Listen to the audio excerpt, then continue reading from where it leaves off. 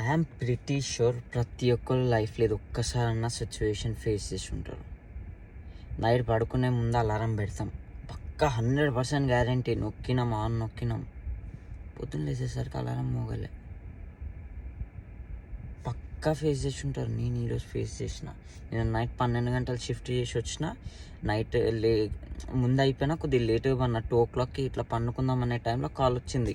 Morning 6 o'clockకి start ఉన్నది, 12 hours shift వెళ్ళగలవా emergency అంటే, okay అన్న, నేను ప్రిపేర్ అయ్యి చేసుకోవడానికి పక్కా 5 o'clockకి లేవాలి, అట్లీస్ట్ 4:45 అనుకున్నా.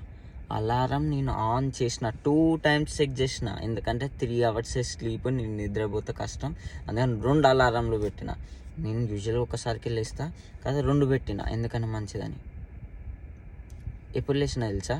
నా ఫోన్ సైలెంట్లో ఉన్నది. 6 o'clockకి మా ఎంప్లాయర్ నాకు కాల్ చేస్తే ఆ ఫోన్ వైబ్రేషన్కి లేచిన. ఏంది వైబ్రేట్ అవుతుంది, టైం చూస్తే 6.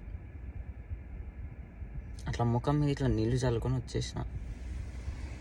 దీని అమ్మ జీవితం. మళ్ళీ ఈరోజు ఫుడ్ ఆర్డర్ చేయాలా, పైసలు మళ్ళా